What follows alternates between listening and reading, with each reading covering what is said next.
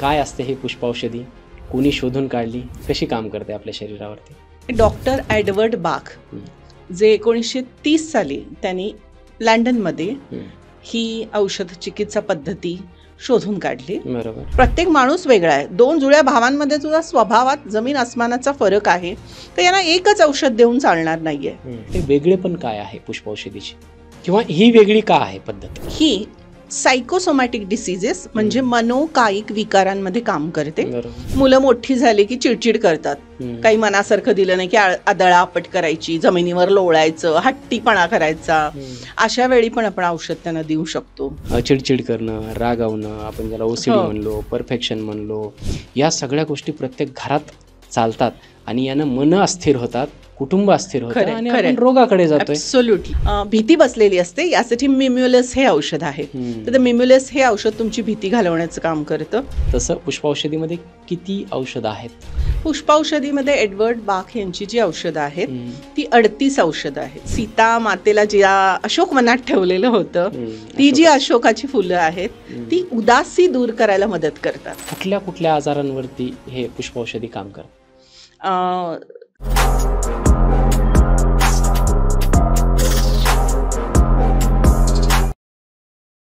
तर नमस्कार मंडळी, तुम्हा सर्वांचं खूप खूप स्वागत आहे. मी डॉक्टर राज जाधव, महाराष्ट्राच्या सर्वात समृद्ध मंचावरती तुम्हा सर्वांचं खूप खूप स्वागत करतो.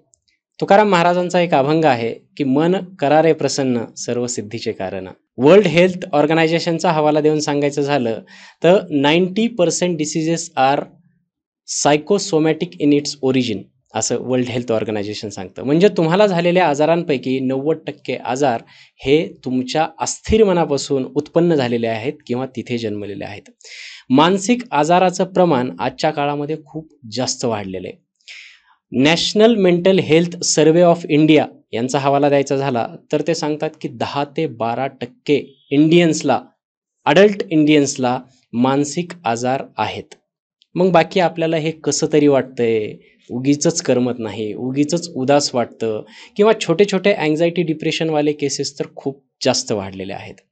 मग मानसिक आजार हे त्याचं मूळ आहे आणि तिथून पुढे आपल्या शरीरामध्ये हे शारीरिक आजार उत्पन्न होतात आणि त्यामुळे स्थैर्य, एक राष्ट्रीय स्थैर्य आहे ते खालावतं. आणि अशा या मानसिक आजारांवरती काही औषध आहे का? झोपेच्या गोळ्या तर बिलकुल नाही. मी काय म्हणतो, आज आपल्याकडे जे गेस्ट आलेले आहेत, राजमंचावरती जे गेस्ट आलेले आहेत त्या आहेत doctor Priya Dandage ma'am. Priya Dandage ma'am ह्या होमिओपॅथिक डॉक्टर आहेत आणि पुष्पौषधीची प्रॅक्टिस त्या बऱ्याच वर्षापासून करतात. पुष्पौषधी ही अशी औषध प्रणाली आहे जी आपल्या मानसिक आजारांना ठीक करते.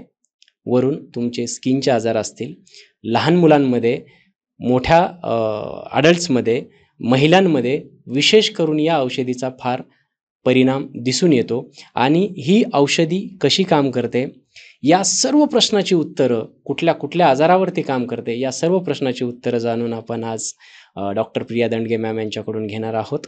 तर मी तुमचा जास्त वेळ न घेता सरळ मॅमकडे जाऊयात आणि जाणून घेऊयात की प्रिया दंडगे मॅम आपल्याला आज काय मार्गदर्शन करणार आहेत. मॅम, खूप खूप स्वागत आहे तुमचं राजमंचावरती. कशा आहात? नमस्कार, मी खूप छान, मजेत. बरं. आणि इकडे आल्यावर तर आणखी जास्त छान वाटते. अच्छा, खूप खूप थँक्यू. आणि तुम्ही विनंतीला मान देऊन आज या मंचावरती आलात. आजचा जो पॉडकास्ट आहे तो फार इफेक्टिव्ह होणार आहे, कारण मी स्वतः जवळपास 10-11 वर्षापासून प्रॅक्टिस करतोय. त्या प्रॅक्टिसच्या दरम्यान मला जे काही अडचणी आल्या, म्हणजे प्रत्येक पॅथीची, प्रत्येक प्रॅक्टिसचे एक लिमिटेशन्स असतात. आणि ते लिमिटेशन्स माझ्याकडे असे काही पेशंट आले, अशा काही आजारासाठी आले ज्याच्यासाठी आपल्याकडे औषधं नसतात. ॲलोपॅथीमध्ये म्हणा, आपण प्रॅक्टिस करत असताना मग आपण कधी कधी असं वाटतं की या आजारावर पण असं औषध पाहिजे, अशी आपण त्यांना ती ट्रीटमेंट देऊ शकलो पाहिजेत. आणि ते पुष्पौषधीविषयी जेव्हा मी ऐकलं तेव्हा मला फार आनंद वाटला की आपण या विषयावरती आज मुक्तपणे चर्चा करणार आहोत. तर सांगा मॅम, काय असते ही पुष्पौषधी, कुणी शोधून काढली, कशी काम करते आपल्या शरीरावरती?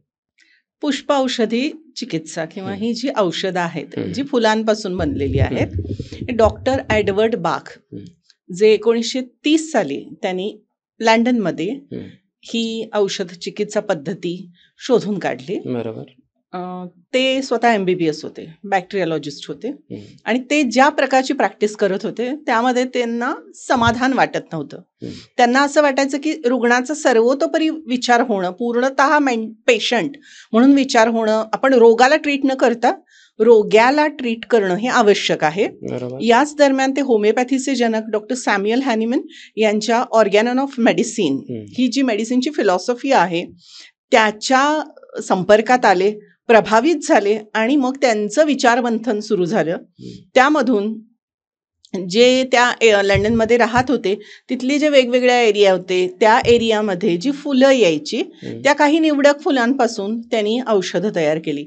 सगळ्यात पहिल्यांदा मिम्युलस हे औषध तयार केलं आणि त्यानंतर इम्पेशन्स हे औषध तयार केलं आणि आपल्या रोग्यांना ती ही औषधं द्यायला लागले.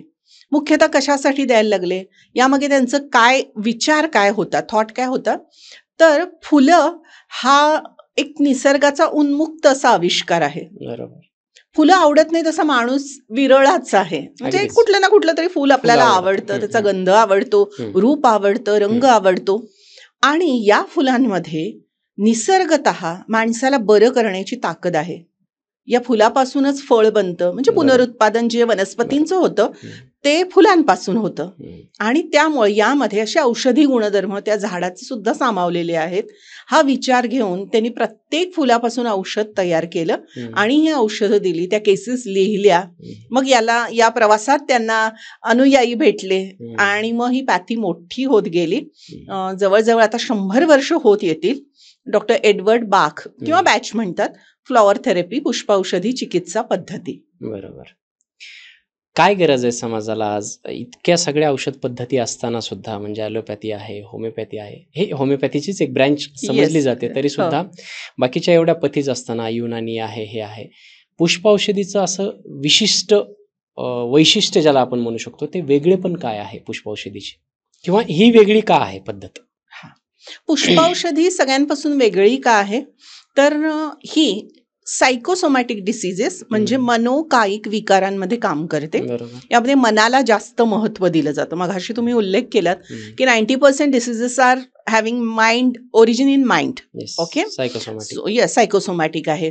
म्हणजे ते माइंडमध्ये काहीतरी त्यांना होतं, स्ट्रेस उत्पन्न होतो, त्यांचं बॅलन्स जो आहे नेचरने दिलेला प्रत्येक व्यक्तीला तो बिघडतो आणि त्या इम्बॅलन्समुळे काही ना काहीतरी आजार निर्माण होतात. आता मॉडर्न मेडिसिन हे अलीकडं म्हणजे मानायला लागलं की अरे डायबिटीस झाला का, मग काही स्ट्रेस होता का, आणि stress is the major reason behind diabetes. डायबिटीसच्या मागं स्ट्रेस, ताणतणाव हे महत्वाचं कारण आहे. हायपर टेन्शन सुरू झालं, ब्लड प्रेशर सुरू झालं, त्या काळात पण काहीतरी स्ट्रेसफुल घडलेलं आहे. बऱ्याच वेळा नकोशा ठिकाणी माणसाची बदली होते, चिडचिड वाढते, त्यातून ब्लड प्रेशर सुरू होतं. गोळी ब्लड प्रेशरची घ्यावी लागते, पण मूळ कारण गेलं का, नाही. असंच काहीसं डॉक्टर एडवर्ड बाख यांनी पाहिलं अवतीभवती आणि असं बघितलं की प्रत्येक व्यक्तीची व्यक्त होण्याची किंवा एखाद्या घटनेवर त्याची रिॲक्शन ही वेगळी आहे. प्रत्येक माणूस वेगळा आहे. 2 जुळ्या भावांमध्ये सुद्धा स्वभावात जमीन आसमानाचा फरक आहे. तर यांना एकच औषध देऊन चालणार नाहीये. यांना यांच्या स्वभाव धर्मानुसार, यांच्या इमोशन्सनुसार औषध दिलं पाहिजे. आणि त्यामुळं भावनांचं संतुलन राखण्यासाठी डॉक्टर एडवर्ड बाख यांनी पुष्पौषधी चिकित्सा पद्धती शोधली. आणि ऍक्च्युली याचं मूळ आयुर्वेदात पण आहे, पुष्प आयुर्वेद म्हणून. पुष्प आयुर्वेद, येस, आहेच. आपले पूर्वज फुलांचा उपयोग करतच होते. जसं नाही का, आपण उन्हाळ्यामध्ये मोगरा येतो आणि मोगऱ्याच्या गंधाने तो उन्हाळ्याचा जो काही रखरख आहे, दाह आहे, तो कमी होतो. किंवा बकुळीची फुलं आहेत, किंवा गुलाब बघून आपल्याला किती छान वाटतं. झोपेसाठी काही फुलं यूज केले जातात. आणि याला एक उठाव देण्याचं काम डॉक्टर एडवर्ड बाखनी केलं. त्यानंतर देशोदेशी ही पद्धत खूप पॉप्युलर झाली, प्रसिद्ध झाली, लोकांना याचे गुण यायला लागले. आणि त्यामुळे मलाही असं वाटलं की ही पॅथी आपण वापरावी. आणि अगदी लहानांपासून, म्हणजे जन्मलेल्या मुलापासून ते वृद्धांपर्यंत प्रत्येक जण ही पॅथी वापरू शकतो, कारण याला साईड इफेक्ट नाहीयेत. हे फ्लॉवर इसेन्स आणि एनर्जी मेडिसिन आहे. त्यामुळे इतर चिकित्सा पद्धतीचा वापर होत असताना ही पॅथी, ही औषधं आपण वापरू शकतो. त्याची सवय लागत नाही आणि त्यामुळे त्याचे धोके अजिबात नाहीयेत. त्यामुळं आपण वापरू शकतो. जशी फुलं आहेत की निर्व्याज्य आहेत मनानं, ती बरोबर. संतुलन राखायला मदत करतात, निसर्गाजवळ आपल्याला जास्त नेतात. तर त्याचप्रमाणे ही पॅथी आपल्याला निसर्गाजवळ Soothing. येस सूदिंग करते. आणि जे आपलं आणि निसर्गाचं एक सुंदर नातं आहे ते नातं अधिक वृद्धिंगत करायला ही पॅथी मदत करते. जसं मगाशी तुम्ही सांगितलं की ॲलोपॅथिक प्रॅक्टिसमध्ये काय होतं की पर्टिक्युलर आजार घेऊन जेव्हा पेशंट येतात तर डॉक्टर त्यांना पर्टिक्युलर एक मेडिसिन म्हणजे हो जर ॲसिडिटीसाठी व्यक्ती आला तर एक अँटॅसिड्स आहेत 2-3 प्रकारचे ते त्यांना दिले जातात. उलटी होत असेल अँटीएमिटिक्स दिले जातात, ऑनडेम वगैरे असे दिले जातात. या पॅथीमध्ये पण असंच आहे की म्हणजे फॉर एक्झाम्पल एखादा पेशंट इन्सोमनियासाठी आला, येस ओके, ज्याला झोप लागत नाही, हो मग ॲलोपॅथीमध्ये त्यांना आपण सेडेटिव्स देतो, हो झोप लागण्याच्या हो. गोळ्या वगैरे देतो. हो.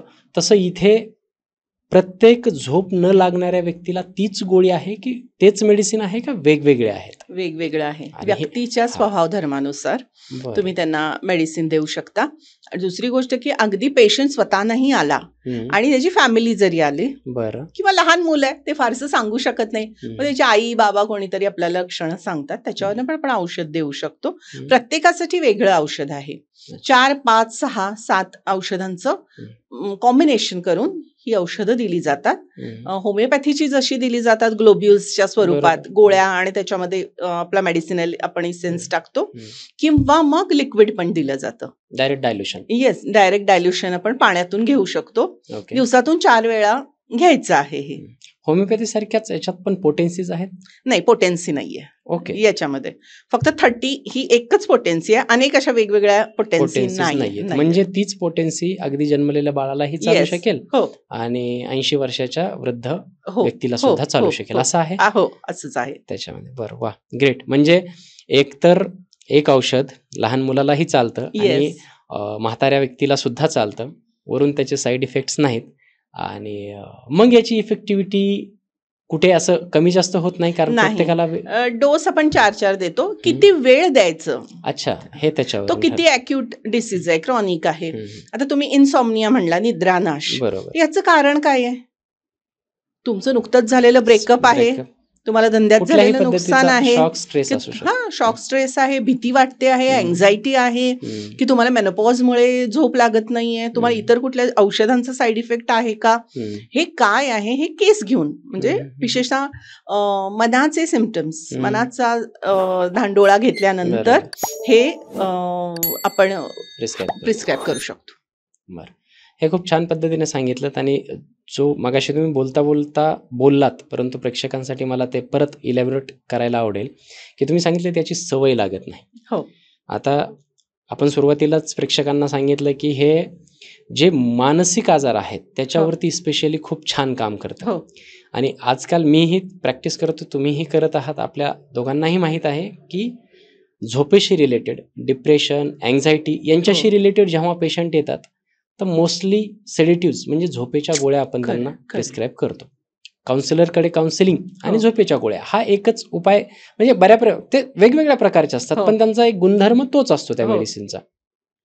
काही काळानंतर त्यांना त्याची सवय लागते, हो म्हणजे तात्पुरता फरक पडतो, झोप न लागते तिथे हो. झोप लागते गोळी घेतल्याच्या नंतर, परंतु काही काळाने त्या झोपेच्या गोळ्याशिवाय त्याला झोप लागत नाही. हो. हा एक त्याच्यापेक्षाही मोठा आजार Yes, असं of समजू course, शकतो of आपण, course. त्याचा बॅड इफेक्ट. हो. आणि याच्यामध्ये याचा साईड इफेक्ट तर नाही आणि याची सवय सुद्धा लागत नाही, म्हणजे Absolutely. काही दिवसांनी हे आपण बंद करू शकतो. हो ऑफकोर्स. आता आपण ताप आला म्हणून औषध घेतो, बरोबर आहे. हां. पण ताप निघून गेल्यावर काय आपल्याला त्या औषधाची सवय नाही लागत ना. हम्म, हम्म, हम्म. समजा आता मला एक या लाईफच्या टप्प्यामध्ये 6 महिने डिप्रेशन आहे, हम्म, हम्म, मी औषध घेतलं, हम्म, माझं डिप्रेशन निघून गेलं, हम्म. मी आणखी काही लाईफस्टाईल चेंजेस केले, माझं डिप्रेशन निघून गेलं. समजा मला आणखी 5-6 वर्षाने डिप्रेशन आलं बरं, तर मग मी घेऊ शकते. परत घेऊ शकतो. हा, हे चिकित्सा करणारा डॉक्टर ठरवतो की मग किती काळ द्यायचं. हम्म, हम्म, महिन्याचं औषध असतं हे, हम्म. महिन्याला घ्यायचं. एका हम्म. महिन्यानंतर आपण फॉलोअप घेतो, काय काय सिम्पटम्स आहेत, किती राहिले, काय नाही. हम्म. त्याप्रमाणे साधारण खूप क्रॉनिक असेल तर 7-8 महिने आणि अॅक्यूट असेल तर 3 महिने. हम्म, आता पुष्पौषधी चिकित्सा पद्धतीमध्ये हम्म, रेस्क्यू रेमेडी नावाची एक रेमेडी आहे. हम्म. बरेचसे सेलिब्रिटीज ही रेस्क्यू रेमेडी त्यांच्याजवळ असतेच असते. कशासाठी असते? काय होतं, त्यांना स्ट्रेस. स्ट्रेस खूप येतो. हो हो, कामाचा. हा, आणि या स्ट्रेसमुळं ही रेस्क्यू रेमेडी घेतली की तात्काळ बरं वाटतं. हे 5 औषधांचं कॉम्बिनेशन आहे पुष्पाऔषधीमधल्या. त्यामुळे पॅनिक अटॅक्स येतात किंवा काही स्ट्रेस अचानक आला, समजा तुम्हाला असा एक फोन आला की त्याच्यावर तुम्हाला बॅड न्यूज कळाली, सो तुमची हृदय, बीपी सगळं वेगळ्या स्ट्रेस मोडवर तुम्ही गेलात ना, तर तेव्हा हे रेस्क्यू रेमेडी 4 थेंब जर तुम्ही पाण्यात घालून घेतलं तर सगळं छान नॉर्मल होतं. तुम्ही जी काही सिच्युएशन तुमच्या आयुष्यात आलेली आहे तिला फेस करायला तुमचे बाकीचे सेन्सेस काम करतात. तुम्ही समतोल राहून काही निर्णय घेऊ शकता. आणि हे लगेच बरं वाटतं? लगेच 10 मिनिटात तुम्हाला बरं वाटायला लागतं. बरं, एवढं? त्यामुळे त्यामुळे काही असे गैरसमज आहेत की बाबा हे महिने घेत बसायला पाहिजे, कारण आता अक्यूट आहे ना ते. पण जो आजार आहे ज्याची मुळं खूप खोलवर आहेत, क्रोनिक ज्याला म्हणतात, तुमचं चाइल्डहुड ट्रॉमा आहे, काही चाइल्डहुड मेमरीज आहेत, अशा जर काही गोष्टी असतील तर त्याला वेळ लागेल. मुळं जितकी खोल गेली आहेत तेवढा वेळ लागेल. पण असंही नाही की 5-6 वर्ष औषध घ्यायचे, 7-8 महिन्यामध्ये त्याला छान रिलीफ मिळतो, कारण ते औषध आहे. बरं, खूप छान. प्रेक्षकांसाठी एक थोडंसं आपण कॅनव्हास तयार करूयात. कुठल्या कुठल्या आजारांवरती हे पुष्पौषधी काम करते? आता आपण असं करूया की आपण लहानपणापासून वृद्ध यांच्याकडे जाऊया. लहान मुले, दूध छान पिते, पोटात गॅसेस होत नाही तर पण रडते सारखं, किरकिर, आई पण म्हणते जरा किरकिर आहे नाही बाळ, काय होते, स्वभाव आहे. मग ते का किरकिर करते, मग अशा वेळी हॉर्नबीम देणं, 1-2 थेंब किंवा हॉर्नबीम औषध आहे ते, तर ते घेणं. आणि ते त्याला गोड गोळी पण आपण देऊ शकतो किंवा पाण्यातून देऊ शकतो. ग्लोब्युल्स मुलं घेतात पटकन, कमी येते त्याची किरकिर. बरं, स्वभावात प्रत्येक माणसाच्या दोष आहेत. नाही, मला हा प्रश्न थोडासा सॉरी थांबवतो. कितव्या महिन्यानंतर देऊ शकतो का जन्मलेल्या बाळाला सुद्धा तुम्ही पुष्पौषधी चिकित्सा देऊ शकता, त्याचे कोणतेही साईड इफेक्ट नाहीत. तेच सांगते मी. फुलं कशी आहेत की फुलं निसर्गाने तयार केलेली आहेत, त्या फुलांमुळे कुणाला ॲलर्जी सोडून दुसरं काही होऊ शकत नाही. या चिकित्सा पद्धतीमध्ये त्याचं एनर्जी मेडिसिन आहे आणि फ्लॉवरचा इसेन्स आहे, तो अतिशय सूक्ष्म प्रमाणात आहे, पण इतक्याही सूक्ष्म आहे की तो काम करतो आणि तुम्हाला बरं करतो. त्यामुळं हे निर्धोकपणे तुम्ही लहान बाळाला सुद्धा देऊ शकता. आता मुलांमध्ये काय डोस असतो याचा? लहान मुलांमध्ये 3 वेळा असतो दिवसातून, मोठ्या माणसांमध्ये 4 वेळा असतो. आणि समजा एखादं मूल किरकिर करते किंवा त्याचे माइलस्टोन्स डिले आहेत, लवकर चालायला लागलं नाही, लवकर रांगत नाहीये, त्याचे दात आले नाही आहेत, मग आळशी, थोडंसं स्लो दिसते काहीतरी असं, मग त्यामध्ये स्क्लेरॅन्थस नावाचं औषध आहे, ते तुम्ही देऊ शकता. मुलं मोठी झाली की चिडचिड करतात, काही मनासारखं दिलं नाही की आदळापट करायची, जमिनीवर लोळायचं, हट्टीपणा करायचा, अशा वेळी पण आपण औषध त्यांना देऊ शकतो. इम्पेशन्स नावाचं औषध आहे. हे स्वभाव वैशिष्ट्य आहे, म्हणजे स्वभावाला औषध आहे याच्यात आहे ना. स्वभावाची धार बोथट करण्याचं काम पुष्पौषधी चिकित्सा करते. त्यामुळे आमच्याकडे बरेच काय म्हणतो पती पण येतात की बायकोच्या या स्वभावाचा त्रास होतो, जरा औषध द्या, आणि पत्नी पण खूप येतात की आमच्या पतीच्या या स्वभावाचा त्रास होतो, औषध द्या. त्यांना न कळतपणे पण आपण हे औषध देऊ शकतो पाण्यात घालून असल्यामुळे, किंवा बाबा दुसऱ्या कुठल्या कारणासाठी आहे म्हणून पण सांगू शकतो. संशयखोर आहे, हट्टी आहे, चिडचिड आहे, रागीटपणा आहे, या सगळ्यासाठी देऊ शकतो. मुलांमध्ये सगळ्यात एक महत्वाची गोष्ट आहे म्हणजे मुलं मोठी होतात, म्हणजे आई बाबा 3 वर्ष झाली की आपल्याला शाळेत सोडावे लागतात मुलं, प्ले ग्रुप असेल किंवा काय, मग अशा वेळी काही मुलं खूप आनंदाने जातात, काही जरा रडून जातात. येस, आईबाबांचं आणि ते सगळं मायेचं उपदार पांघरून सोडून बाहेर पडायचं नसतं. सो एक त्यांच्या आयुष्यात हा नवीन अनुभव आहे की आपलं घर सोडून, आपल्या आईची कूस सोडून त्यांना दुसऱ्या वातावरणात जायचंय. तर अशा वेळी ते मूल फारच हट्टीपणा करायला, रडून गोंधळ इतका, सगळे म्हणजे अहो सगळा क्लास आता रडायचा थांबला तरी हे मूल रडायचं थांबत नाहीये, काय करा, त्यांच्यासाठी पुष्पौषधी मधलं औषध आपण देऊ शकतो. चिडचिडपणासाठी इम्पेशन्स औषध आपण देऊ शकतो. वॉलनट नावाचं औषध देऊ शकतो की जे लिंक ब्रेकर आहे आणि लिंक मेकर आहे, म्हणजे या वातावरणातून त्या वातावरणात जाऊन स्वतःला ऍडजस्ट करण्याची अशी कंडिशन तर खूप आयुष्यभर येते बऱ्याच लोकांच्या. आता हे शाळेचं सांगितलं, उद्या तो कॉलेजला जातो, कॉलेजहून कुठेतरी जॉबला जातो, जॉब करून नंतर मुलीचं लग्न होतं तर मुलगी सासरी येते. येस, तर असं होतं ना की मुलं हॉस्टेलवर राहायला गेला मग होमसिक वाटणारच, इट इज बट नॅचरल. पण ते होमसिक एवढं झालं की तो तिथे राहायलाच तयार नाही, मी हॉस्टेल सोडून येणार. किंवा परदेशी मुलं जातात, मुलीही आता परदेशी नोकरीनिमित्त जातात, लग्न करून सासरी जातात आणि मग सासरी काही केल्या जुळवून घेता येत नाही, सारखी माहेरची आठवण येते, रडू रडू येतं. आई वडील पण म्हणतात आता राहा ना बाई, काहीच त्रास नाहीये. पण ते जे बदललेलं वातावरण आहे त्यासाठी जुळवून घ्यायला जरा ताकद लागते मनाला. ती ताकद हे वॉलनट औषध देतं. बर. इव्हन परीक्षांमध्ये मुलांसाठी पुष्प औषधी एक्सलंट औषध आहे. परीक्षांमध्ये औषध हे खूप महत्वाचं औषध आहे. कशासाठी म्हणजे नेमकं? एक तर अभ्यास करताना बरीच मुलं विसरतात, कारण भीती असते मनामध्ये, किंवा खूप जण छान अभ्यास करून जातात आणि परीक्षेच्या हॉलमध्ये गेल्यावर काहीही आठवत नाही. उत्तरपत्रिका हातात मिळाली, कोरा, सगळं ब्लँक, बाहेर आल्यावर सगळं आठवतं. भीती बसलेली असते. यासाठी मिम्युलस हे औषध आहे. तर मिम्युलस हे औषध तुमची भीती घालवण्याचं काम करतं. ज्यांना इंटरव्ह्यूला जायला भीती वाटते, खूप छान हुशार मुलगा आहे, कॅन्डिडेट हुशार आहे, सगळं येतं आहे, काम करण्याची चांगली क्षमता आहे, पण तरी सुद्धा मुलाखत म्हणलं की एक्झामिनेशन फॉर्म ते जे आहे ना ते फेस करायला हे मिम्युलस, आस्पेन ही औषधं, लार्च नावाचं औषध आहे जे आत्मविश्वास देतं. म्हणजे तुमचा हरवलेला आत्मविश्वास परत मिळवून देण्याचं काम लार्च ही औषधी करते. आणि ही लार्च जर तुम्ही दिली तर मग तुम्हाला स्टेजवर जाऊन भाषण द्यायचं असू दे, किंवा मग मुलाखत फेस करायची असू दे, किंवा कुणाला भेटायला जायचं असू दे, किंवा फर्स्ट डेट असू दे, तुम्ही हे औषध घेऊन जाऊ शकता. मस्त कॉन्फिडंट वाटतं. खेळाडू बरेच जण रेस्क्यू रेमेडी घेतात लार्च सोबत. हो, कारण त्यांना मैदानावर जाण्यापूर्वी कॉन्फिडन्स हवा असतो, बरेच जण घेतात.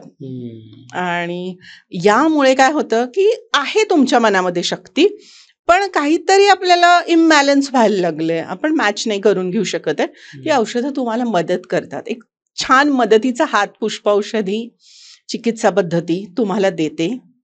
मग आता स्त्रियांमध्ये आहे, काही स्त्रियांना गरोदर राहिल्यानंतर लेबरची, डिलिव्हरीची भीती वाटायला लागते. कसं होईल, नॉर्मल होईल का, काय होईल का, मी मरणार तर नाही ना, बाळ व्यवस्थित राहील ना, हे सामान्यपणे प्रत्येकीला महिलेला असते. पण ते अति व्हायला लागलं आणि हातपाय कापरे भरायला लागले, घाम फुटायला लागला, पॅनिक अटॅक यायला लागले, बीपी वाढायला चालू होतो, शुगर डिटेक्ट व्हायला लागते. आणि मग डॉक्टर म्हणतात झालंय नेमकं काय. अशा वेळी जर तुम्ही पुष्प औषधी चिकित्सा दिली तर मग त्यावेळी खूप मदत होते याची. हेच मेडिसिन, मिम्युलस नावाचं मेडिसिन फिअर साठी खूप छान काम करतं. ते फिअर कमी करतं, कॉन्फिडन्स वाढवतं. कॉन्फिडन्स वाढवतं. लार्ज सह लहान मुलांना अंधाराची भीती वाटते. तुम्ही मगाशी बेड वेटिंगचा एक आपला बोलताना आलं, माझ्याकडे म्हणजे लिटरली असे काही पेशंट्स आहेत, आमच्या मुलाला बेड वेटिंग करतो तो, त्याला काही औषधं द्या. तर असं असतं ना की नाहीये, ॲलोपॅथीमध्ये नाहीये याच्यासाठी काही औषध, तर होईल हळूहळू तो कमी करेल. असं कुठलं औषध आहे त्याच्यासाठी? वॉलनट हे औषध आहे, चेरी प्लम हे औषध आहे. आणि काय नेमकं कारण आहे, समजा भीती वाटत असेल, अंधाराला घाबरतात मुलं, किंवा शाळेत जेव्हा जातात बाई कधीतरी टीचर चिडलेल्या असतात, कधी तर छडी बसते, किंवा शेजारचा मुलगा रॅगिंग करतो, किंवा so many reasons are there. So त्यामुळं हळूच त्या मुलाला बोलतं करून त्याचं कारण काढून घेतलं, किंवा आईला त्यांनी सांगितलं असेल तर आई आपल्याशी शेअर करेल, आणि मग त्याप्रमाणे आपण त्याला औषध देऊ शकतो. औषध घेतही ते मुलं आनंदाने, आणि मग बघता बघता 1-1.5 महिन्यामध्ये सगळं ते निघून जातं बेड वेटिंग. हो, तरी पण पुढे 1 महिनाभर कंटिन्यू करून 3 महिने घ्यावं असं आहे. याच्यामध्ये मुलं घेतात ते. गोड गोळ्या असं आहे ना. खूप छान. आणि प्रेक्षकांच्या मनात अर्थातच आपण फार खूप साऱ्या स्टेजेसमध्ये, खूप साऱ्या वेगवेगळ्या मेंटल स्टेटमध्ये हे औषध चालतं असं सांगितलं, परंतु आपण सांगू शकतो का प्रेक्षकांसाठी की हे सायंटिफिकली म्हणजे कसं काम करतं, किंवा ते कुठे ॲक्ट करतं, म्हणजे काय त्याचं कोर ॲक्शन काय असते याची, ज्याच्यामुळे आता फॉर एक्झाम्पल तुम्ही मगाशी सांगितलं की मला उगीच घाबरायला होते, भीती वाटते, किंवा इंटरव्ह्यूला जाण्याच्या पूर्वी मी हे औषध घेतलं तर माझी भीती कमी होईल आणि कॉन्फिडन्स वाढेल. तर हे ऍक्ट कसं करतं थोडं सायंटिफिकली जर सांगता आलं आपल्याला तर. आता ऍक्ट कसं करतं तर हे एनर्जी मेडिसिन आहे. त्या फुलांची जी स्वभाव वैशिष्ट्ये आहेत ना ती एडवर्ड बाख यांनी तपासली. म्हणजे इम्पेशन्स हे औषध जे आहे त्याच्या शेंगा ज्या आहेत त्या अशा फुटतात पटकन आणि सगळीकडे बिया विखुरल्या जातात. ते वाट बघत नाही की त्या बिया मॅच्युअर व्हाव्यात किंवा असं काही. तर त्या फुलाचं हे स्वभाव म्हणजे त्या झाडाचं हे स्वभाव वैशिष्ट्य आहे. तर ज्यांचं असं इम्पेशन्स आहे सगळ्यामध्ये, धीर धरवत नाही, पटकन व्हायला पाहिजे, अमुक तमुक, अशा पेशंटना दिलं. आणि हे पेशंटला दिल्यानंतर त्याचे केस स्टडीज त्यांच्याकडे ठेवल्या, त्यांनी पुस्तकं लिहिली, बरेच लेख लिहिले. त्यानंतर इट इज प्रूव्ड की हे यामध्ये उपयोगी पडतं. काही पेशंट्सवर त्यांनी तपासलं. येस, काही पेशंटना देऊन बघितलं, त्याच्या केस स्टडीज आहेत त्यांच्याकडे, त्यांनी लिहिलेली पुस्तकं आहेत ज्यामध्ये या केस स्टडीज आहेत. आणि काय होतं की जेव्हा आपल्याला त्याचा रिझल्ट दिसतो पेशंटचे, तर आपल्याला कळतं की हे काम करत आहे. उदाहरणार्थ मनोकायिक विकार म्हणजे काय? Yes, psychosomatic diseases. तर त्याचं मूळ मनामध्ये आहे, पण त्याचं मॅनिफेस्टेशन किंवा त्याचं इम्प्रिंट्स जे आहेत ते शरीरावर आहे. आता बऱ्याच वेळा असतो तो IBS, irritable bowel syndrome, diarrhoea असेल किंवा मग कॉन्स्टिपेशन असेल. काही लोकांना तर रोजच म्हणजे त्यांचं पोट व्यवस्थित साफ न होणं किंवा इतर अपचनाचा त्रास, खाल्लेलं ते व्यवस्थित पचत नाही. तर आपण अशा पर्सनॅलिटी जेव्हा बघतो ना, तेव्हा आपण डॉक्टर म्हणून सगळ्या पातळ्यांवर काम करतो. म्हणजे त्याचा गट फ्लोरा कसा आहे, लाईफस्टाईल कसं आहे, खातो काय आहे, किंवा अलीकडे काही अँटीबायोटिक्स घेतल्या होत्या का वगैरे, सगळं आपण चेक करतो. जेव्हा पेशंटशी आपण बोलतो तेव्हा लक्षात येतं पेशंटला काहीतरी मनामध्ये त्रास आहे, काही अशा घटना घडून गेलेल्या आहेत, रूट कॉज काय आहे, त्याचा इम्पॅक्ट असा झालेला आहे.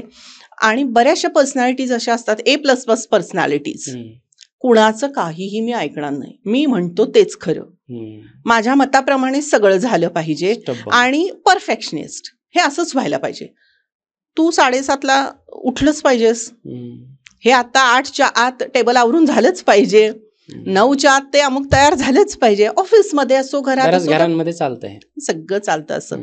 तर सगळेजण वैतागलेले असतात, पण सांगणार कोण, मांजराच्या गळ्यात घंटा बांधणार कोण, असा प्रकार होतो. आणि मग तेव्हा आम्ही सांगतो की सर, हे तुमचं परफेक्शनिझम आहे, ते अतिशय चांगलं आहे, खरंच चांगला गुण आहे, पण त्याचा अतिरेक होता कामा नये. जसं राग माणसाला आला पाहिजे, पण त्याचा अतिरेक होऊन त्याचंच नुकसान व्हायला लागलं तर तो राग काही कामाचा नाही. तसं परफेक्शनिस्ट असणं हे चांगली गोष्ट आहे, पण त्याचा सगळ्यांना त्रास आणि तुम्हालाही त्रास. तर अशा परफेक्शनिस्ट लोकांमध्ये मी बघितलेलं आहे की त्यांचं गट किंवा त्यांचं पोट हे असं काय म्हणतो त्याला, खराब असतं. म्हणजे एक तर त्यांना क्रॉनिक कॉन्स्टिपेशन आहे किंवा क्रॉनिक डायरिया आहे. आणि सगळे डॉक्टर फिरून झाले, सगळे अँटीबायोटिक झाले, सगळे टेस्ट झाल्या, तरी कळत नाही की हे असं का होतं. तर आता हे गट हे आपलं सेकंड ब्रेन आहे असं झालेलंच आहे रिसर्चमध्ये. तर त्याला जे सेन्सेशन होतं, गट फिलिंग जे आपण म्हणतो, तर कुठलाही धक्कादायक गोष्ट ऐकली पोटात गोळा येतो, भीती वाटायला लागते, वॉशरूमला जायला लागतं. तर या सगळ्या ज्या गोष्टी आहेत त्या निश्चितच रिलेटेड आहेत. आणि त्यामुळे यामध्ये पुष्पौषधीची जी चिकित्सा आहे ती अतिशय उपयोगी पडते आणि हे सिम्पटम कमी होतात. माझ्या एक पेशंट होत्या, अतिशय दिसायला सुंदर, पहिलं लग्न झालं आणि पहिल्या लग्नामध्ये तो नवरा अतिशय वाईट वागवायचा, मारहाण, नको ते शब्द वापरणं, सगळा ट्रॉमा तयार झाला आणि लवकरच तो डिवोर्स झाला. मग दुसरं लग्न झालं, दुसऱ्या लग्नामध्ये नवरा अतिशय चांगला पण अतिशय अबोल, आणि सगळा जो काही फोकस होता तो आपल्या भावा बहिणींकडे. आणि या सगळ्यामधून एक सप्रेशन झालेलं. या सगळ्याचं सप्रेशन असं होतं की त्या पेशंटला काहीही खायला येत नव्हतं, केवळ मुगाची खिचडी किंवा मुगाचं वरण किंवा भात हलकं. येस. आणि अशी 10-12 वर्ष त्या बाईंनी काढलेली, अशी वर्ष काढलेली. आणि मग माझ्याकडे जेव्हा आले तेव्हा मी त्यांना विचारलं की तुमची काय हिस्ट्री आहे. तर त्यांनाही माहिती असतं, आता पेशंट पण अवेअर असतात की होमिओपॅथिक डॉक्टरकडे आपल्याला सगळ्या मनातल्या गोष्टी सांगाव्या लागतात. सो तिने मला ते सगळं सांगितलं. आपण त्यांना पुष्पौषधी चिकित्सा दिलं की जे डीप दुःख आहे तिचं, ॲग्रीमनी नावाचं औषध आहे त्याला.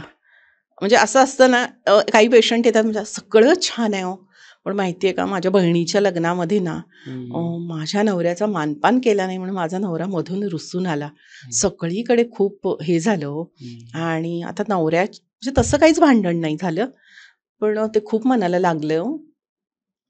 मग हे अगदी दुःख आतमध्ये असतं की नवऱ्याने नोकरीची परवानगी नाही दिली किंवा आई वडिलांनी पटकन लग्न केलं, आपल्याला करिअरची संधी नाही दिली. असं होतं की कुठेतरी मन जडलेलं आहे, त्या माणसाला आपण सांगणार होतो आणि तेवढ्यात त्या व्यक्तीचं लग्नच झालं. म्हणजे ही जी अशी मानवी आयुष्यामधली दुःख आहेत की आपल्याला काही कारणांमुळे प्रमोशन घेता आलं नाही, पुढे शिकता आलं नाही, अशी अनेक दुःख असतील माणसांची आणि ते आपण सप्रेस करतो. आणि ही सप्रेस झालेली जी दुःख आहेत त्याला ॲग्रीमनी नावाचं औषध आहे, गॉर्स नावाचं नैराश्यावर त्या औषध आहे. त्यातून त्या बाई पेशंट बाहेर आल्या. त्यांनी माझ्या फेसबुकला छान फीडबॅक सुद्धा दिला की मी इतका छान स्वयंपाक करायची की माझ्या स्वयंपाकाची सगळेजण स्तुती करायचे, पण मला काही खाता येत नव्हतं आणि मला आता डॉक्टरांमुळे खायला यायला लागलं. तर मला माझं कौतुक नाही करायचंय, पण हे डॉक्टर एडवर्ड बाख यांचं यश आहे की त्यांची चिकित्सा पद्धती अशी आहे जी या सायकोसोमॅटिक आजारांमध्ये काम करते. मायग्रेन असेल किंवा बऱ्याच जणांना सांधेदुखी लागते, शुगर डिटेक्ट होते, पाठ दुखत असते, पोट दुखत असतं, अशा गोष्टी असतात. आणि सगळ्यात महत्वाचं म्हणजे OCD, ऑब्सेसिव्ह कंपल्सिव्ह डिसऑर्डर. आपल्याकडे कसं आहे ना डॉक्टर की मानसिक आजार एखाद्या माणसाला आहे म्हटलं की त्याला सामाजिक दृष्ट्या थोडंसं वेगळ्या नजरेने बघितलं जातं. हां, अरे बापरे, आता काय याचं होणार, काय खरं नाही याचं, असं काही नाही. जसं शरीराला आजार होतो तसे मनालाही आजार होतात. ते आपण आनंदाने म्हणण्यापेक्षा ते आपण ऍक्सेप्ट केले पाहिजे. त्याच्यावर आहेत चिकित्सा पद्धती, त्या अवलंबल्या पाहिजेत. आणि OCD मध्ये क्रॅब ॲपल नावाचं औषध आहे. पुष्पौषधीमध्ये माणूस सारखी स्वच्छताच करतोय. एक बाई माझ्याकडे आलेली, तिला रोज एक साबणाची वडी लागायची, एवढं ती धुणं धुवायची, घरातलं पाणी टाक्या संपायच्या त्यांच्या, आणि इतकं करायची. म्हणजे इथं घाण नाहीये हे माहीत असलं तरी तसं व्हायचं. काही मनावर झालेले आघात. मग ते आम्हाला कळलं की त्या बाईंचं अबॉर्शन 2-3 झालेली आणि मग आता बाळ होतं, पण त्यावेळी झालेलं. बऱ्याच वेळा असं होतं की कुठली तरी घाण बघतो माणूस आणि ती मनावर त्याचं इम्प्रेशन बघतो. बेड रिडन पेशंटची सेवा करायला लागते, त्यातून असं होतं. काही भीती मनामध्ये, लहानपणचे काही ट्रॉमा असतात, अगदी छोट्या गोष्टी असल्या तरी त्यावेळी ते मोठ्या गोष्टी असतात. तर अशा गोष्टी असतात, ते OCDचे पेशंट्स होतात. आणि मग सगळं परफेक्शनिस्ट, स्वच्छ झालंच पाहिजे, इथं घाण असताच कामा नये, ते असंच आहे. आणि मग ते कळतं की आपण त्याच्या आहारी गेलोय. 10 वेळा 20 वेळा हात धुणं, 25 गोष्ट वारंवार करतो. आणि त्याला क्रॅब ॲपल हे अतिशय छान औषध आहे, ते काम करतं. म्हणजे कॉम्बिनेशन्स मध्ये इतर याच्या आपण क्रॅब ॲपल देऊ शकतो OCDच्या पेशंट. येस, OCDच्या पेशंटला. काय होतं, मानसिक आजारासाठी जेव्हा पेशंट काउन्सिलरकडे जातो किंवा होमिओपॅथिक डॉक्टरकडे जातो, तर होमिओपॅथिक डॉक्टरांची केस टेकिंग हे नेक्स्ट 2-3 सेशनमध्ये काउन्सिलिंगमध्ये बऱ्यापैकी बदलतं. तर मला हा प्रश्न इथे विचारायचा आहे की हे औषधी सोलली काम करतात की याच्यात काउन्सिलिंगचा सुद्धा तेवढा इफेक्ट आहे? म्हणजे तुम्ही काउन्सिलिंग सुद्धा सोबत करता की फक्त एक जसे GP डॉक्टर्स औषधं देतात तशी देता की काउन्सिलिंग सुद्धा करता? अगदी जीपींसारखं तर करून नाही चालत. बरोबर. थोडं काउन्सिलिंग करावं लागतं, थोडं पेशंटशी बोलावं लागतं. आपण केस घेताना रूट कॉज शोधण्यासाठी. येस, रूट कॉज शोधण्यासाठी आपण थोडं जास्तच त्याच्याशी बोलतो. बरोबर. आणि तोही आपल्याला विश्वास असल्याशिवाय पेशंट सांगत नाही. त्यासाठी थोडं रिलॅक्स करणं, प्रत्येकाची ती डेव्हलप केलेली इंडिव्हिज्युअल टेक्निक्स असतात, त्यामुळे पेशंट रिलॅक्स होतो, तो सांगतो आपल्याला. मग सांगताना हेही त्यांच्या लक्षात येतं की इतकं डीप सिक्रेट जे आपण आयुष्यात कोणालाच सांगितलेलं नाही ते डॉक्टरना सांगतो आहे. त्यामुळं थोडं काउन्सिलिंग पण लागतं. मी स्वतः त्यामुळे काउन्सिलिंगचा डिप्लोमा केलेला आहे शिवाजी विद्यापीठाचा, की यामुळे आपल्याला थोडं करावं लागतं गोष्टी, या सगळ्या गोष्टींमध्ये काउन्सिलिंग. पण औषध तुम्ही असं जरी दिलं, काउन्सिलिंग केलेलं नसलं, म्हणजे कशासाठी मी म्हणतेय की असे पेशंट्स आहेत की ज्यांच्या घरच्यांनी येऊन औषध घेऊन गेले. पुढचा प्रश्न तोच होता. बेड रिडन पेशंट आहे, वृद्ध पेशंट आहेत, आलेलेच नाहीत, लहान मुलं आहेत, त्यांना कसलं काउन्सिलिंग आपण करणार? नाही करू शकत. मग काउन्सिलिंग नसलं तरी औषध आहे, ते औषधाचं काम करतच. अधिक प्रभावी हवं असेल तर काउन्सिलिंग केलं पाहिजे. याच्यात मला जे समजलं ते हे आहे की फॉर एक्झाम्पल आता एखादा लहान मुलगा आहे, त्याला काउन्सिलिंगची गरज नाही, कारण त्याला जे प्रॉब्लेम्स आहेत ते अक्यूट आहेत. क्रोनिक केसेसमध्ये जर डीप ट्रोमा असेल आणि फार पूर्वी झालेला असेल तर ते थोडंसं उकरून काढण्यासाठी काउन्सिलिंग तेवढी गरजेची असेलच. हा प्रश्न मी विचारण्यामागचं कारण तुम्ही उत्तरही दिलं थोड्या प्रमाणात. अजून मला इलॅबोरेट करायला आवडेल की काय होतं की घरामध्ये नवरा बायको एक जनरल उदाहरण, किंवा आई वडील, हो. त्यांची मुलं वगैरे, त्या हस्बंडला हे माहित नाही की मी कुठे चुकतोय, हो. मी सतत चिडचिड करतोय. हो. ठीक आहे, तोच त्याला नाही कळणार मी चिडचिड करतोय, हे नॉर्मल आहे हो, त्याला हो. वाटतंय, पण बायकोला समजतंय की हा फार चिडचिड हो, करतोय, हो. वैतागलेला असतो, उगीच हे करतो. हम्म. मग अशा ठिकाणी काय होतं की जर तो जाणार नाही डॉक्टरकडे, हा काही आजार नाहीये, हो, हो, सिंपल हो, गोष्ट हो, आहे, हो. हा काही आजार नाहीये, मी डॉक्टरकडे कशाला जाऊ, तर त्यावेळेस अशा वेळेस जर त्याची वाईफ डॉक्टरांकडे आली आणि त्यांनी ते औषध घेतलं, ते जर त्याला न सांगता विदाऊट कसलीही काउन्सिलिंग किंवा कसलंही काही त्याला दिलं, तर तो तेवढाच फरक पडतो का? येस. आणि असे खूप सारे आजार आहेत. जर हे एवढं परिणामकारक आहे, तर प्रत्येकाच्या घरामध्ये पुष्पौषधीच्या बॉटल्स असल्याच पाहिजे. असल्या पाहिजेत, दिसतील. कारण आपण ज्यावरती बोलतोय, ज्या गोष्टींवरती बोलतोय, हे काही सर्दी खोकला हो. यावरती बोलत नाहीत. हे छोट्या छोट्या जे काही चिडचिड करणं, रागावणं, आपण ज्याला ओसीडी हो. म्हणलो, परफेक्शन म्हणलो, या सगळ्या गोष्टी प्रत्येक घरात चालतात आणि यानं मन अस्थिर होतात, कुटुंब अस्थिर होतं खरंय, आणि खरंय. आपण रोगाकडे जातोय. ऍब्सोल्युटली.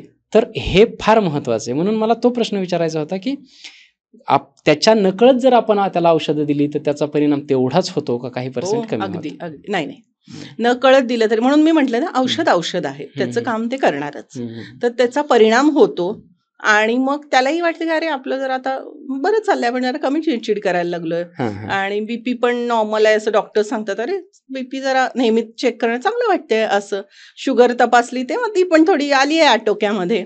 अशा ज्या गोष्टी घडतात, औषध आपलं काम करणारच.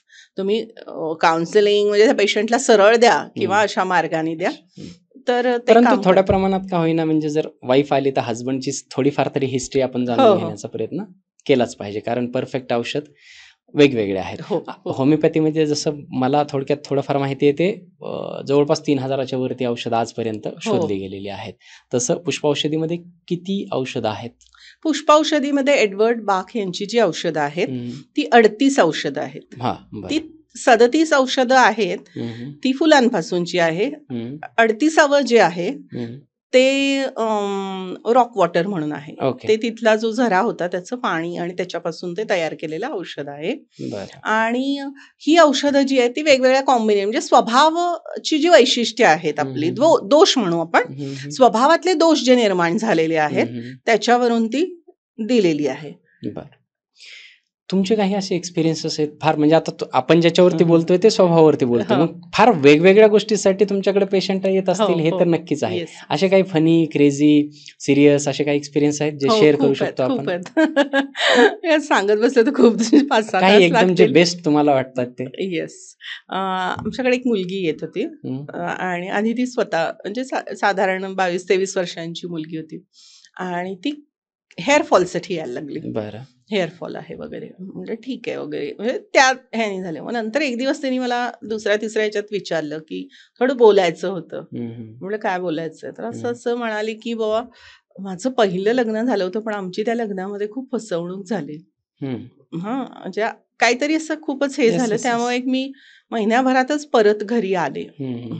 लग्न झाल्यानंतर? हा, लग्न झाल्यानंतर परत आले, डिवोर्स झाल्यानंतर.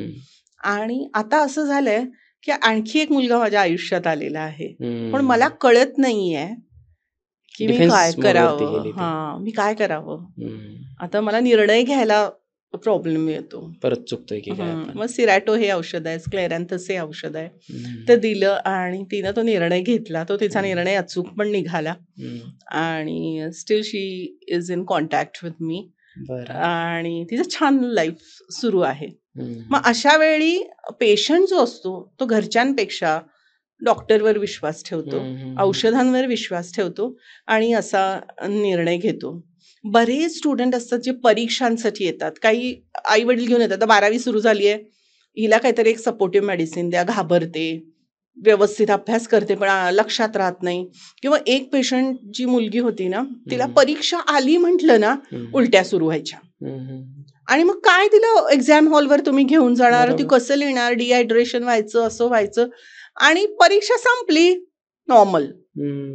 मग काय करणार. मग त्यांना कुणीतरी सांगितलं किंवा माझा कुठला तरी लेख वाचलेला त्यांनी, ते आले माझ्याकडे घेऊन. मग आम्ही तिला पुष्पौषधी चिकित्सा सुरू केली. छान तिनं दिली. आता ती इंजिनियर आहे, मस्त एका ठिकाणी जॉब करते किती दिवसासाठी दिली होती तिला मेडिसिन? तिला आपण साधारण 1.5 महिन्यांसाठी दिली होती. अच्छा, म्हणजे परीक्षेच्या अगोदर सुरू केली आणि त्यामुळे छान मार्क मिळाले, सगळं छान झालं.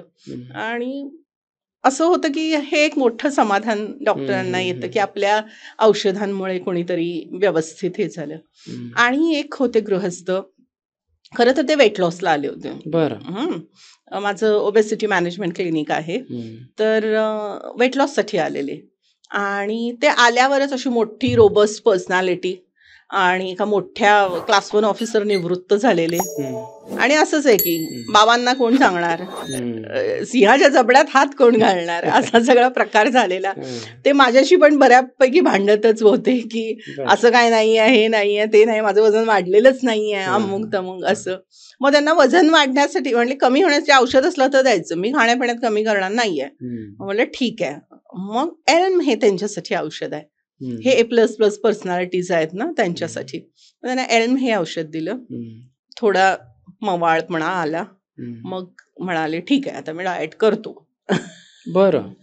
मग डाएट करायला सुरुवात केली आणि छान एक 10-12 किलो वजन कमी केलं. फ्लेक्झिबल व्हायला किती दिवस दिलं होतं औषध? 3 महिने. 3 महिने मिनिमम द्यावं लागतं. असं पण आपण देतो. आणि ऑटिझमसाठी आपण देतो. जी ऑटिस्टिक मुलं आहेत ना, ती थेरपी घेत असतात किंवा त्यांचं सगळं चालू असतं. पण त्यांच्यासाठी काही औषध द्यायचं असेल, म्हणजे खूप बडबड करतात किंवा खूप हायपर असतात ते मुलं, अशा मुलांसाठी ती पण पॅथी खूप चांगली काम करते, पुष्प औषधी. त्यामुळे ज्यांचे डिलेड माइलस्टोन्स आहेत, स्लो लर्नर्स आहेत, अशा ऑटिझम असलेली मुलं आहेत, यांच्यासाठी पुष्पौषधी हे साईड बाय साईड द्यायला काहीच हरकत नाही. त्यामुळे त्यांची प्रगती चांगली होते. आता लक्षात राहणारं उदाहरण सांगते. माझ्या मैत्रीण आहेत योजना नरसिंघानी, त्यांचा मुलगा रचित हा ऑटिस्टिक आहे. म्हणजे मी लहानपणापासून मैत्रीण असल्यामुळे बघितलेलं आहे त्यांचं स्वतःचं थेरपी. आणि त्या मुलासाठी त्यांनी प्रचंड काही केलेलं आहे, एक्सेप्शनली सगळं केलेलं आहे. आणि बरेच वर्ष टच नव्हता. मग आला, मग 12वी होती, तो आता नॉर्मल शाळेत जातो. तर रचित नॉर्मल शाळेत गेला, नॉर्मल सायन्स घेऊन 11वी-12वी केली. 12वीच्या वेळी म्हणाला मला खूप चिडचिड येते, मला खूप राग येतो, प्रिया आंटी खूप त्रास होतो मला डॉक्टर याचा, की मुलं कशीही माझ्याशी बोलतात. आपल्याकडे तुम्हाला माहिती आहे अशा मुलांना टार्गेट केलं जातं. आणि मग त्याला ते लक्षात राहत नव्हतं, चिडचिड व्हायची. मग पुष्पौषधी दिलं त्याला. छान 12वीची परीक्षा दिली. आता BSc ला ऍडमिशन घेतलेली आहे त्यानं नॉर्मल युनिव्हर्सिटीमध्ये. तो पोहायचा. मग पोहण्याचे जे लॉंग रन्स असतात ना, खाडी पोहणं वगैरे, जवळजवळ 6 फूटच्या वर उंची आहे त्याची, छान पोहतो. स्कुबा डायव्हिंग करतो, जीवरक्षक दलामध्ये हेल्पिंगला जातो. आणि मग म्हणलं मला कुठली तरी रेस असली की मग त्याला थोडं टेन्शन रिलीज करायला आपण रेस्क्यू वगैरे अशी औषधं देतो. चांगलं त्याचं खूप छान प्रगती झाली. आणि यामधून आता रचित पॅरा ऑलिम्पिक्सला क्वालिफाय झालेला आहे. सो हे खूप छान हे आहे. आणि आता योजना बऱ्याचशा ऑटिस्टिक मुलांना माझ्याकडे रेफर करतात की मॅडमकडे जा तुम्ही, आणि थोडी मदत होईल या सगळ्याची म्हणून. याच्या सोबत काही त्यांनी ट्रीटमेंट घेतली होती? नाही, त्यांनी फक्त पुष्पौषधी चिकित्सा आणि काही नाही घेतलं होतं. बाकी काही नाही. त्याची पूर्ण थेरपी वगैरे सगळी पूर्वी झालेली आहे. म्हणजे लहानपणापासून तो खूप हायपर होता, मग हळूहळू कमी झाला हे सगळं. पण मला सांगायचं काय की पुष्पौषधी चिकित्सा पद्धती प्राण्यांमध्ये, न बोलू शकणाऱ्या मुलांमध्ये, आपले सिम्पटम्स व्यवस्थित सांगता न येणाऱ्या बेडरिडन पेशंटमध्ये, ऑटिस्टिक मुलांमध्ये, स्लो लर्नर मुलांमध्ये, सगळ्यांमध्ये खूप छान काम करते. काही आजार असतात, मी जसं सांगितलं की सायकोसोमॅटिक वरती हे काम करत आहे. आणि सायकोसोमॅटिक ओरिजिनचा सर्वात जो अगदीच नॉन क्युरेबल आजार आहे तो सोरायसिस वगैरे, स्किनचे जे आजार आहेत ते सोरायसिस, एक्झिमा, हे सगळ्या गोष्टी, त्याच्यामध्ये पण हे काम करतं. खूप छान काम करतं. कारण स्किन स्पेशालिस्टच सांगतात की बाबा सोरियासिस हा तुम्ही जास्त करून हे करा. प्रत्येकाची वेगवेगळी कारणं असतात काही सुरू होण्याची. कोणाच्या मुलीनी मनाविरुद्ध लग्न केलं म्हणून, कुणाला प्रमोशन चांगलं मिळालं नाही म्हणून, कुणाच्या घरी चाइल्डहुड ट्रॉमा होता, अशी अनेक कारणं आहेत. कुणाला कर्ज खूप झालं, कुणाचा बिझनेस बुडाला, अशी अनंत कारणं घेऊन पेशंट्स येतात आणि या पेशंटना आपण ती औषधं दिली की सोरियासिस कमी व्हायला मदत होते. त्याचबरोबर काही होमिओपॅथिक आपण मेडिसिन्स पण देतो. ओके. एक्सटर्नल ॲप्लिकेशन पुष्पाऔषधीमध्ये एक आहे, ओरली पण आपण देऊ शकतो, एक्सटर्नल ॲप्लिकेशन्स पण करू शकतो. आणि औषधीमध्ये आहे एक्सटर्नल ॲप्लिकेशन्सचे काही ब्रँड्स आहेत. आम्ही ब्रँड नाही वापरत, आम्ही डायरेक्ट ते टिंक्चर जे आहे ते लावायला देतो स्कोरियासिसच्या पॅचेसवर किंवा एक्झिमाच्या याच्यावर, आणि इनहेल करायला सुद्धा देतो काही. आता असाच एक आला की आता हे डॉक्टर एडवर्ड बाखनी सगळं शोधलं आणि त्यांची ही औषधं आहेत.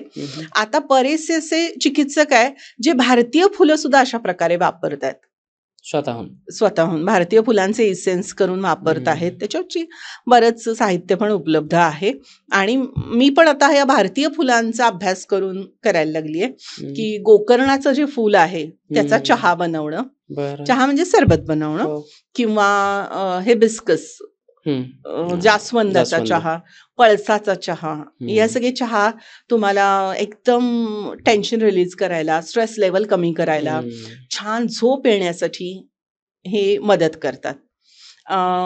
सीता मातेला ज्या अशोक वनात ठेवलेलं होतं, ती जी अशोकाची फुलं आहेत ती उदासी दूर करायला मदत करतात. म्हणजे अशी काही काही गोष्टी, असे काही काही योगायोग आपल्याला बघायला मिळतात. किंवा कढीपत्त्याची फुलं आहेत, त्याचं जर तुम्ही औषध घेतलं तर तुम्हाला ऍसिडिटी पासून मुक्तता मिळते. किंवा तुम्हाला अमलतासची फुलं आहेत की ती तुम्हाला ज्याला काय म्हणतो उदासी किंवा डिप्रेशन कमी करायला, एकटेपणा कमी करायला मदत करतात. दारू सोडवण्यासाठी आले कोणी पेशंट तुमच्याकडे? येतात पण तो जरा थोडासा कॉम्प्लिकेटेड भाग होतो, कारण दारू पिणाऱ्या माणसाला औषध घरचे घेऊन जातात, पण देणार कसं? त्यांना आहेत औषधं, क्रॅब ॲपल देऊ शकतो आपण, किंवा हॉली देऊ शकतो संशय घेत असेल दारू पिऊन तर, किंवा विलोक देऊ शकतो, असे आहेत. आत्मकेंद्रित माणूस आहे, कशाची भीती वाटते म्हणून पितो, असं आपण औषधी देतो, पण न कळत देणं फार अवघड होतं, कारण तो नशेत राहतो ना सतत.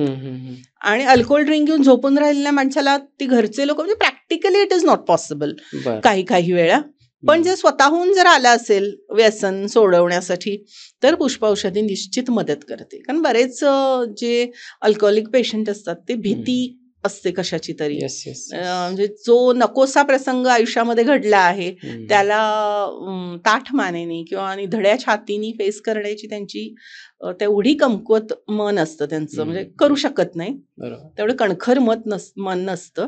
आणि त्यामुळे मग अशी औषधं आपण उपाययोजना करतो, देतो. बाकीच्याही गोष्टी कराव्या लागतात, लाईफस्टाईल चेंज करावी लागते, काउन्सिलिंगने मानसिकता चेंज करावी लागते. पण पुष्पौषधी चिकित्सा कुठलाही साईड इफेक्ट नसल्यामुळे आपण दीर्घकाळ देऊ शकतो आणि इतर कुठल्याही पॅथीबरोबर घेऊ शकतो. तुम्ही मगाशी म्हणाला आणि तुम्ही मगाशी म्हणालात ना, तर बरेचसे सेलिब्रिटीज ही पुष्पौषधी आपल्या स्वतःजवळ ठेवतात. आणि अवेअर असतात, रेस्क्यू घेतात, ऑलिव्ह घेतात, लार्च घेतात. तुमच्याकडे येतात असे कोणी सेलिब्रिटी किंवा माहितीतले असे कोणी आहेत? नाही, मी नाव नाही सांगू शकत. बरं, ठीक आहे. मानसिक विकाराचंच एक पुढचं प्रोग्नोसिस म्हणू शकतो, किंवा त्याच्यामुळे उद्भवलेले सेक्शुअल डिस्फंक्शन किंवा डिसऑर्डर्स हे प्रमाण एक फार वाढलेलं आहे. त्याच्यामुळे कित्येक घरं तुटत आहेत आजकाल. हे त्या सेक्शुअल डिसऑर्डर्स मध्ये पण काम करतात. मेनली काय होतं की पती मधला संवाद संपलेला आहे, कम्युनिकेशन नाही. बरोबर. आणि मग अपेक्षा खूप असतात, अवास्तव अवाजवी अपेक्षा असतात. तो आजार नाही हेच लोकांना कळत नाही बऱ्याच गोष्टी. जसं आपण म्हणतो की इरेक्टाईल डिस्फंक्शन आहे, प्रीमॅच्युअर इजॅक्युलेशन आहे, हे आजार नाहीयेत, ही मनाची अवस्था आहे. त्यांनी वाढवलेल्या अपेक्षा वेगळ्या आहेत. अपेक्षा वेगळ्या आहेत. म्हणजे तो एक वेगळा स्वतंत्र विषय होऊ शकेल असं डिस्कशन आहे ते. पण तरी सुद्धा या गोष्टी पती पत्नी दोघंही आले किंवा एकटं जरी आलं तरी आपण हे औषध देतो, काउन्सिलिंग करतो आणि याच्यावर चांगला फरक बघायला मिळतो. मगाशी तुम्ही वजन वाढीसाठी आणि कमी करण्यासाठी सुद्धा हे काम करतं. खूप छान काम करते. त्याच्यात डाएट करण्याची सुद्धा गरज नाही. नाही, डाएट तर केलं पाहिजे. कारण म्हणजे तुम्ही रोज जर मी जंक फूड खातो आणि माझं औषधाने वजन कमी होते ही वास्तव अपेक्षा आहे, तर ते तसं नाही होत. पण तुमचं जे वजन कमी करण्याचं गोल आहे त्याच्या आड काय येतंय, म्हणजे your weight is in your mind. बरोबर. तुमची माइंड फ्रेम व्यवस्थित नसेल तर तुम्ही असा कुठलाही वेट लॉसचा प्रोग्राम पूर्ण करू शकत नाही. बरोबर. यासाठी आपण पेशंटना औषधं देतो. कॉन्सन्ट्रेशनसाठी क्लॅमॅटिस सारखं औषध आहे, किंवा चिकरी नावाचं औषध आहे. आळशी पेशंटसाठी स्क्लेरॅन्थस आहे, किंवा मेनोपॉज मध्ये जर डिप्रेशन अँझायटी आहे आणि त्याच्यामुळं त्यांचं फॅट डिपॉझिशन झालंय, तो ऑलिव्ह नावाचं औषध आहे, लार्च नावाचं औषध आहे. ही त्या इंडिव्हिज्युअलायझेशन करून आपण देतो त्यांना, आणि मग त्यांचं वजन छान कमी व्हायला लागतं. ओके. हा विषय असा आहे, आपण खूप डीप जाऊ शकतो अजूनही, परंतु या पॉडकास्ट या एपिसोडसाठी आपल्याला थोडे लिमिटेशन्स आहेत, म्हणून मी माझे प्रश्न थांबवतो. तुम्हाला अजून काही विशेष आहे जे सांगायचं राहिले किंवा माझ्याकडून विचारायचं राहिले आणि तुम्हाला आवर्जून प्रेक्षकांना सांगायचं असं काही आहे? मला एकच सांगायचं आहे की आपल्या मनाला सांभाळा.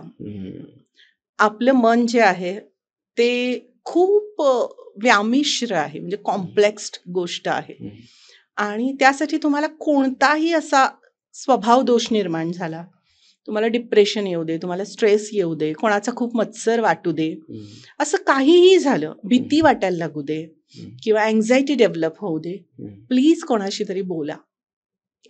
आता आपण बघतो की आतल्या आत घुसमट होते लोकांची, लोक आत्महत्या करतात. संवाद होणं फार गरजेचं आहे, फार गरजेचं आहे. म्हणूनच मी माझ्या राजमंचाचं टायटल संवादातून उत्थान हे खूप छान मला आवडलं. संवाद, आणि या संवादासाठीच आपण इथे आहोत. तर हा संवाद झाला पाहिजे. मदतीचे खूप हात असतात. तुम्हाला जर माहीतच नसेल, तुम्ही सगळी दारं आणि खिडक्या बंद करून स्वतःला जर कोंडून घेतलं, अशी भावनिक घुसमट व्हायला लागली, तर मग अवघड असतं. आणि हे मान्य केलं पाहिजे की मला मदत लागू शकते आणि ती घेतली पाहिजे. बरेच लोक नाही माझं मी बघतो, मला काय होतं, मी शहाणा आहे, म्हणजे सगळ्यातलं सगळं कळतं, असा जो एक प्रकार आहे. तेव्हा असं नाही आहे की ज्याला काय म्हणतो ना, हा सगळा एक माणसाच्या मनाचा जो व्यापार आहे तो स्वतः कळत नाही. तर त्यासाठी तज्ज्ञांची नक्की मदत घ्या. आणि पुष्पौषधी चिकित्सासारखी ही जी औषध प्रणाली आहे तिचा नक्की वापर करा. आणि मुळात काय म्हणतो त्याला ना, संवादाचं दार नेहमी उघडं ठेवा. ओपन व्हा. थँक्यू सो मच मॅम, तुम्ही इथे आलात आणि खूप खूप छान आणि एक वेगळ्या पद्धतीची औषध प्रणाली मला सुद्धा समजली, आणि तुमच्या माध्यमातून, या मंचाच्या माध्यमातून ती प्रेक्षकांना सुद्धा समजली असेल. तुम्हाला हा पॉडकास्ट कसा वाटला हे तुम्ही आम्हाला कमेंट करून नक्की कळवा. काही प्रश्न असतील ते सुद्धा कमेंटच्या माध्यमातून तुम्ही आम्हाला नक्कीच विचारू शकता. इथून पुढे अशाच कुठल्या नवनवीन वेगळ्या विषयावरती तुम्हाला ऐकायला आवडेल, त्या गेस्टची नावं किंवा त्या विषयाचे सूचना तुम्ही आम्हाला देऊ शकता. आम्ही त्या गेस्टला या मंचावरती आणण्याचा पुरेपूर प्रयत्न करू. सर्वात महत्त्वाचं, बऱ्याच लोकांना वेळ नसतो किंवा लॉंग पॉडकास्ट बघायला आवडत नाही. त्याच्यासाठी आपलं राजमंच क्लिप्स म्हणून एक वेगळं चॅनल आहे. त्याच्यामध्ये आपण या लॉंग पॉडकास्टच्या छोट्या छोट्या क्लिप्स कापून त्याच्यावरती टाकतो, ज्यामध्ये तुम्ही त्या छोट्या छोट्या क्लिप्स बघून अगदी कमी वेळेमध्ये स्वतःचं नॉलेज वाढवू शकता. आणि सर्वात महत्त्वाची गोष्ट, हा पॉडकास्ट संपूर्ण बघा. हा पॉडकास्ट त्या प्रत्येकासाठी आहे जो आयुष्यात एकदा तरी आजारी पडलेला आहे, आणि त्याने हा पॉडकास्ट नक्कीच पाहिला पाहिजे आणि पाहून शेअर केला पाहिजे. कारण हा पॉडकास्ट, ही माहिती प्रत्येकासाठी खूप जास्त गरजेची आहे. आणि अत्यंत महत्त्वाचं, ज्या मॅमने, प्रिया दंडगे मॅमने आपल्याला इतकं महत्त्वपूर्ण असं मार्गदर्शन केलेलं आहे, त्यांच्यापर्यंत तुम्हाला कनेक्ट व्हायचं असेल, त्यांना काही कॉन्टॅक्ट करायचे असतील, तर त्यांच्या संपूर्ण कॉन्टॅक्ट डिटेल्स आपण आपल्या डिस्क्रिप्शनमध्ये देणार आहोत. कमेंटमध्ये एक कमेंट असेल, ती पिन केलेली असेल, तुम्ही तिथून सुद्धा मॅमपर्यंत पोहोचू शकता. मॅमला प्रेम असू द्या आणि या मंचाला प्रेम असू द्या. आपण सगळेच एकमेकांवरती प्रेम करून ग्रोथ करूयात. Thank you so much. Thank you so much. Thanks.